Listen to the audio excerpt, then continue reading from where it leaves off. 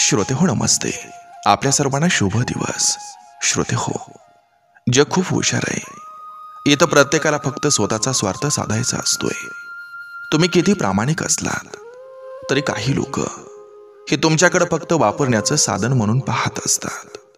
श्रोते हो, तुमच्या श्रमांना, तुमच्या वेळेला, तुमच्या निष्ठेला कधी किंमत दिली गेली आहे का? किती फक्त त्यांची स्वप्न पूर्ण करण्यासाठी ती वापरली गेली. स्वतःचं आयुष्य जगा, दुसऱ्याच्या देहांचा भाग घेऊ नका. प्याद बनवणं सोपं आहे, पण राजा बनवायला हिंमत लागत असते.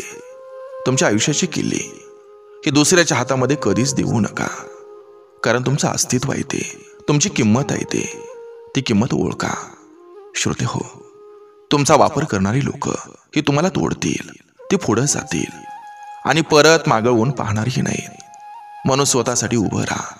दुसऱ्याचा खेळ संपला की प्यादं वगळली जात असतात.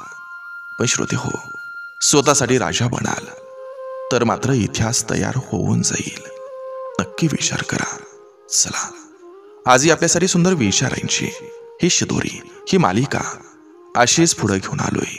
चला, करूया सुरुवात सुंदर विचारांना, सुंदर सुविचारांना.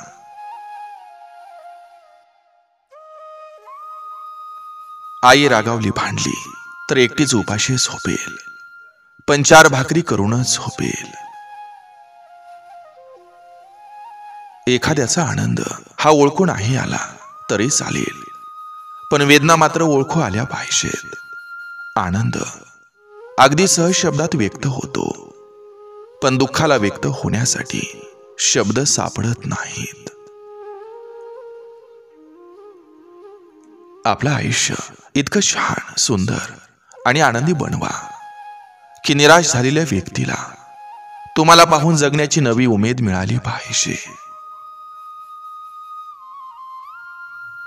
समजून घेणाऱ्याला समजून घेणारा भेटला की नातं अजून स्ट्रॉंग होतं. होऊन गेलेल्या किंवा होणार असलेल्या गोष्टीची चिंता फक्त मनस्ताप वाढवते, आत्मविश्वास नाही.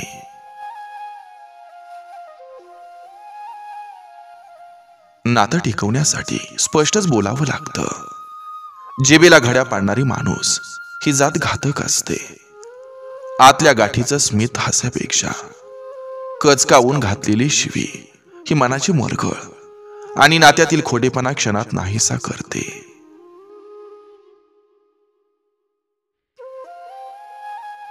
ज्यावेळी दुःख पण कोणाला सांगू नये असं वाटतं, तेव्हा व्यक्ती मनानं पूर्ण कोरडी पडलेली असते. निष्पाप लोकांना दिलेल्या प्रत्येक त्रासाचा बदला हा परमात्मा नक्की घेत असतो.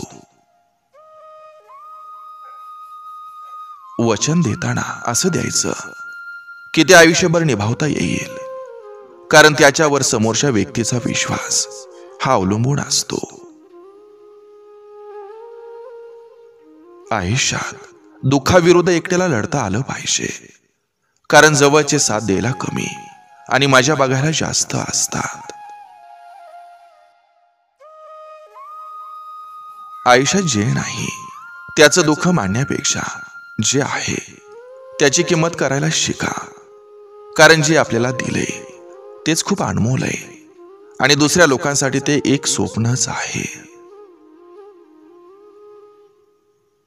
गाढवाच्या पाठीवरून किती हात फिरवला तेव्हा संधी पाहून ते लात मारतच असतं. काही माणसं सुद्धा अशीच असतात.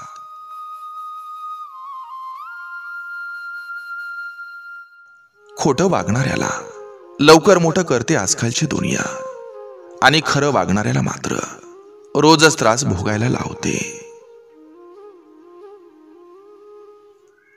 अधिकार मागणारे सगळेच असतात, जबाबदारी घेणं मात्र प्रत्येकाला जमत नाही.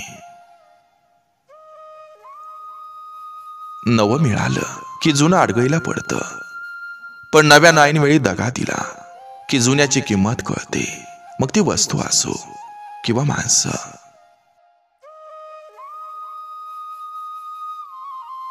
जी गोष्ट सत्यावर आधारित असते ती बोलायला, ऐकायला आणि मान्य करायला घाबरू नये.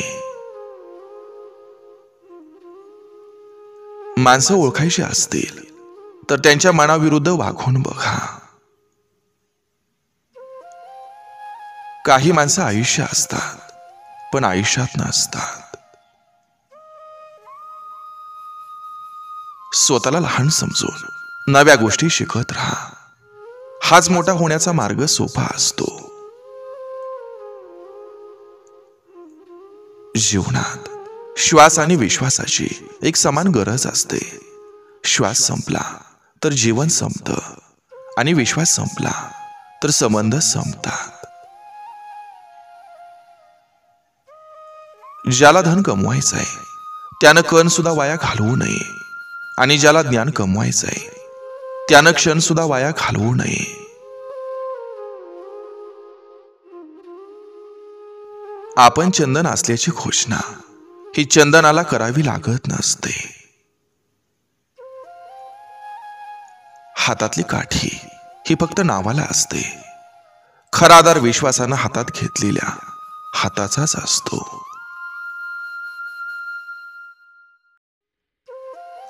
पोटा पाण्यासाठी केलेला उद्योग हा तुम्हाला जगवेल, पण कलेशी केलेली मैत्री तुम्ही का जगायचं हे सांगून जाईल.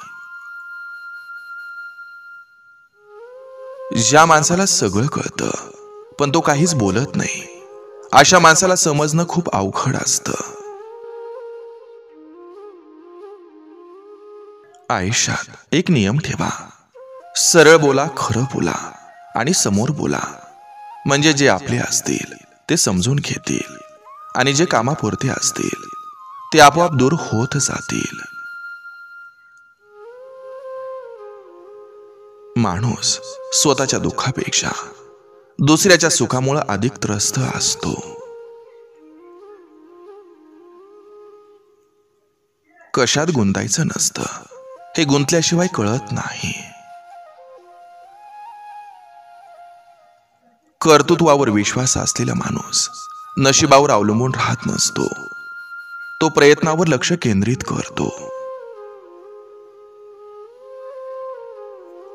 कोणी रुसलं, रागावलं तर समजूत काढण्यात पुढाकार घ्या, कारण आडमुठेपणाच्या लढाईत बऱ्याचदा अंतर जिंकत असतं. दोष, विरोध, चर्चा, बदनामी ही भोगल्याशिवाय माणूस मोठा होत नसतो.